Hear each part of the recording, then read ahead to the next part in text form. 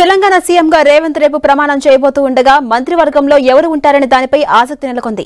ఇప్పటికే cabinet కూర్పుపై focus పెట్టిన high command ఏ సామాజిక వర్గం నుంచి ఎంతమంది ఉన్నారు, ఎవరికింత ప్రాధాన్యం ఇవ్వాలన్న కోణంలో కసరత్తు చేస్తోంది. ఇప్పటికే మంత్రివర్గంలో ఆశావహుల లిస్టు పెద్దగా ఉంది.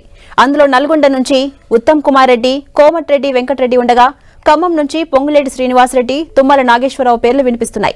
నిజామాబాద్ నుంచి సుదర్శన్ రెడ్డికి మంత్రివర్గంలో స్థానం ఖరారైనట్లు సమాచారం.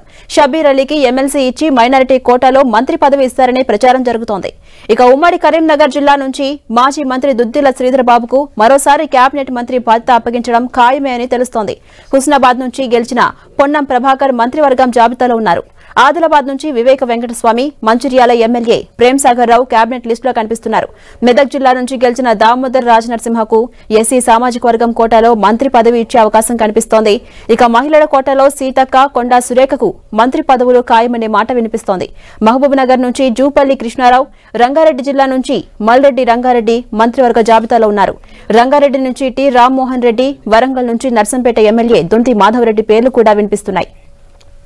అలాగే ఎమ్మెల్యేలుగా గెలిచిన వారిలో సీఎంతో పాటు మంత్రులుగా మరో 17 మందిని నియమించే అవకాశం ఉంది. ఇవన్నీ ఒకేసారి భర్తీ చేస్తారా లేదా దశల వారీగా చేస్తారా అనేది తెలియాల్సి ఉంది.